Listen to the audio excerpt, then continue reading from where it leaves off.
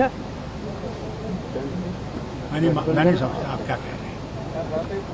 गठबंधन करना ये हम लोगों ने करना है, ये आपके प्रेस ने नहीं करना।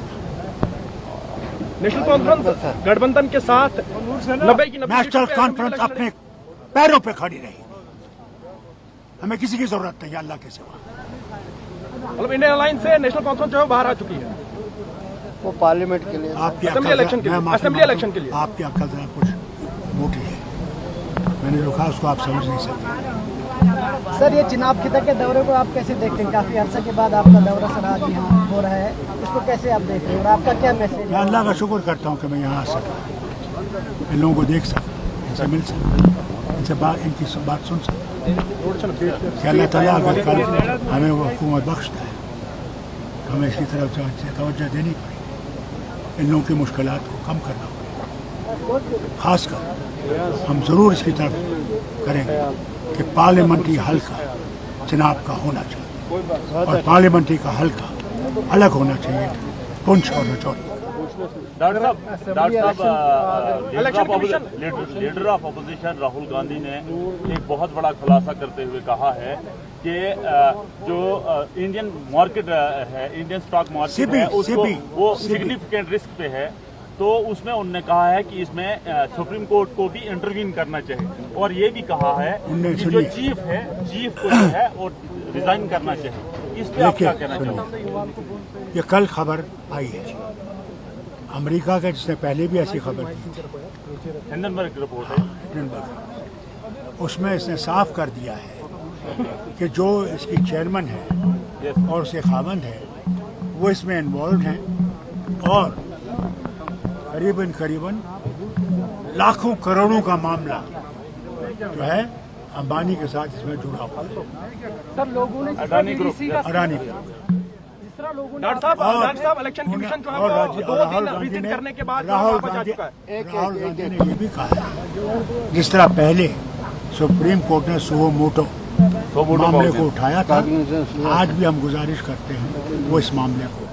डॉक्टर साहब इलेक्शन कमीशन जो है वो जम्मू कश्मीर के विजिट पे था, अब जो है वापस जा चुका है और होम मिनिस्ट्री को जो है वो सिक्योरिटी के हवाले से जो है वो रिपोर्ट सबमिट की है। क्या अब लगता है कि जम्मू कश्मीर में असेंबली चुनाव जो है वो होने जा रहा है? मैंने सुना है और पढ़ा भी है कि 21 अगस्त से 25 अगस्त तक ये डेट का ऐलान कर दिया। डॉक्टर साहब आपने कहा कि मुस्लिम मोर्चा जो जम्मू कश्मीर का है, मुस्लिम मोर्चा जो जम्मू कश्मीर का है, इनको बहुत जल्दी जो है अल्लाह ताला के पास उनके लिए आग बिल्कुल तैयार है और मुस्लिम मोर्चा जो बीजेपी का मुस्लिम मोर्चा है उनको हिसाब देना होगा, क्योंकि आप भी एक एनडीए का पार्ट रहे हैं, लेकिन ये क्या गुड टेररिज्म और बैड टेररिज्म की आप तो बोल रहे हैं, सुनिए, हम जरूर भाजपा के साथ थे, भाजपा के साथ 35 पार्टियां थी, याद रखिए, मगर हमने उनको सवार करके यहां नहीं लाया, हम नहीं जिम्मेवार थे, हम अलग थे। क्या थे उस वक्त? बीजेपी थी हमारे साथ यहां। पहले अपने जो है ना अपना पहले पढ़ा करें फिर सवाल कीजिए। सर जिस तरह डॉक्टर साहब चुनाव रीजन में काफी अरसे के बाद जो है वो आप आ चुके हो, मैं पहले भी आपसे ये सवाल है कि यहाँ पे नेशनल कॉन्फ्रेंस की गतिविधियां जो है बहुत कम होती हैं। अब असेंबली चुनाव के लिए नेशनल कॉन्फ्रेंस किस तरह से चुनाव रीजन में अपना हाथ जो है जमाएगी, खास करके चुनाव रीजन में? वो आप खुद देखेंगे जब इलेक्शन आएगा।